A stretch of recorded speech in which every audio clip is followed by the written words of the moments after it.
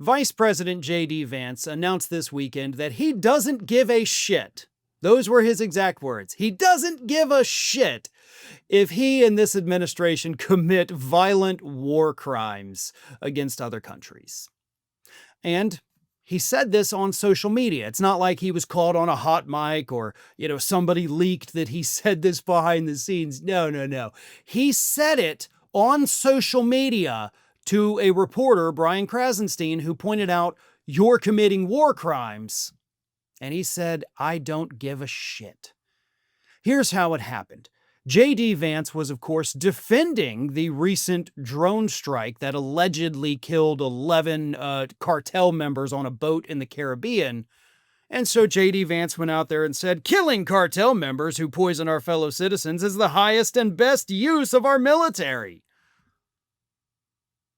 Okay, even if those 11 people were in fact cartel members, and even if they were cartel members and the boat was filled with drugs, which honestly, we don't even know.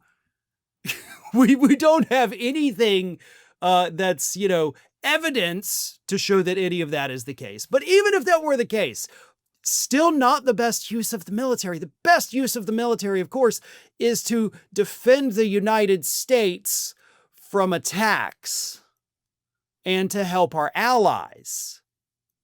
Okay, that's definitely going to be the number one thing. Drug use is bad. People dying from drug overdoses is horrible. I have had it in my own family, a very close family member. And I'll tell you too, though, there's also that little bit of what I thought Republicans loved, personal responsibility, right? Like, I'm not afraid of the cartel members coming over here and bringing all these drugs. I think it's bad. They shouldn't do it. But see, I'm not afraid of it because I also don't use drugs. I worry about my kids being slipped something. Sure, absolutely. That is a fear, but that's also kind of homegrown, right? The biggest threat for drugs in America comes from home. We're not importing it. It's right here. But that aside, after J.D. Vance said this, bragging about the boat attack, Brian Krasenstein said, quote, "Killing the citizens of another nation who are civilians without any due process is called a war crime." And then J.D. Vance responded to Krasenstein's post saying, quote, "I don't give a shit what you call it." See, J.D., I know you're not the most intelligent guy out there. But it's not that Brian Krasenstein is like, "In my opinion, I will call this a war crime." That's not what he's saying. What he's doing is saying that according to international law, according to U.S. law, that's a war crime. And Vance is like, "Well, you can gussy it up however you want it. I still think..." No, it's not him just applying a term to a thing he doesn't like.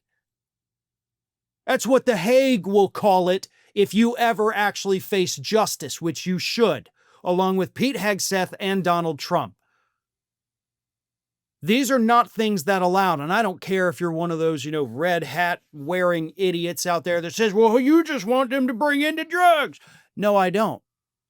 But if we knew that they were there, right? Okay. Think about that. Think about that, MAGA hats. We knew these people were there. We allegedly knew who they were. We allegedly knew they were cartel members, and we allegedly knew they had a boat full of drugs. Why couldn't we have sent the military down there to arrest them? Right? And we've got bigger boats. We've got bigger guns. We didn't have to bomb them.